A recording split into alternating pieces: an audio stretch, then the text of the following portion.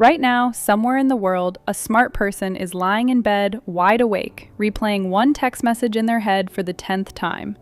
Not because the message was complicated, but because their brain refuses to let it go. If you have ever done this, you already know the feeling. You send a message, and then you wait.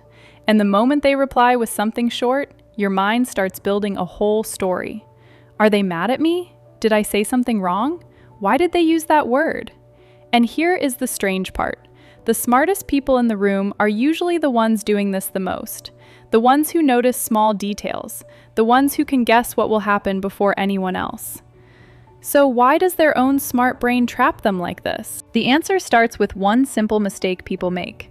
They think overthinking means thinking a lot, but that is not true. Overthinking is not extra thinking. It is thinking with no direction. It is your mind going in circles instead of moving forward.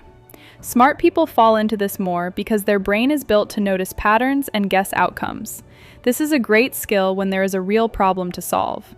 But when there is no clear problem, that same skill turns against them. Think of it like this. A powerful engine is amazing when it is in a car with a steering wheel.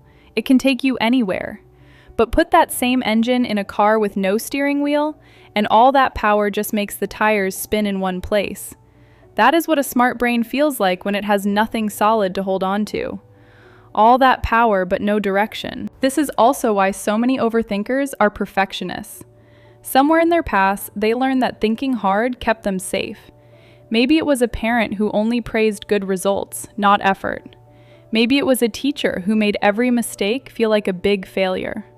Whatever the reason, their brain picked up one rule. If I think about this enough, I will not get it wrong. And once that rule sticks, the brain starts treating not knowing something as danger. Here is something interesting. There is a real term for this in psychology. It is called intolerance of uncertainty. This means some people cannot handle not knowing what will happen next. Most people can accept a little bit of unknown, but for people with a sharp and alert mind, not knowing feels almost painful. Their brain treats an unanswered question like a threat. It creates a small wave of stress, and the only way the brain knows how to calm that stress is to keep thinking, keep checking, keep searching for an answer that may not even exist. This is why overthinking never feels like a choice. It feels automatic, like an itch you have to scratch. And the scratching in this case is more thinking, more guessing, more replaying the same situation, hoping that one more round of thinking will finally bring peace. But it never does, because your mind is not looking for an answer anymore. It is looking for a feeling of safety, and thinking alone cannot give that. There is a name for this pattern too. It is called analysis paralysis, and it shows up everywhere. It shows up when someone stares at a restaurant menu for 10 minutes, scared to pick the wrong thing. It shows up when someone rewrites the same message 5 times before sending it. It shows up when someone has 2 good choices in front of them and still cannot decide, not because the choice is hard, but because their mind refuses to believe either option is good enough. Here is the real problem. Overthinking tells you that if you just think a little more, you will finally feel sure. But real life almost never gives you full certainty. Most decisions are made with only some information. Most results cannot be predicted, no matter how many times you play it out in your head. So the smart brain, built to solve things by thinking, keeps hitting the same wall again and again. It is trying to solve a puzzle that was never meant to be fully solved. So what actually helps break this cycle?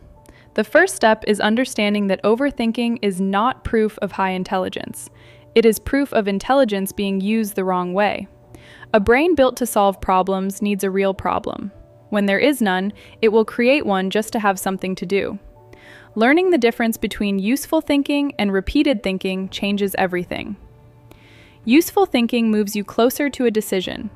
Repeated thinking just repeats the same fear in a new shape. One simple tool that really helps is called a decision deadline. Instead of letting your mind think forever, you give it a limit. 10 minutes to decide. 1 hour to decide. By tomorrow, you will choose, no matter how sure you feel. This sounds small, but it works because it removes the false idea that more time equals more clarity. Most of the time, your 10th thought is not more correct than your first one. It is just more anxious. Another helpful shift is separating who you are from what happens. A lot of smart people connect their self-worth to being right. So every choice feels like a test of their character, not just a normal decision. But making an average choice does not make you an average person. It makes you human. The people who feel the most peace in life are not the ones who always choose perfectly. They are the ones who trust themselves even when they are not sure what will happen next. There is real freedom in accepting that some questions were never meant to be fully solved. Not every conversation needs to be studied word by word. Not every mistake needs a full explanation. Not every future needs a complete plan before you take your first step. A mind that learns to sit with a little bit of not knowing becomes lighter. Not because it stops thinking, but because it stops needing every single thought to lead somewhere final. If you saw yourself in any part of this video, remember, this is not something wrong with you. It is simply a powerful mind that has not yet learned when to stop searching. And that is something you can change, with practice and the right awareness.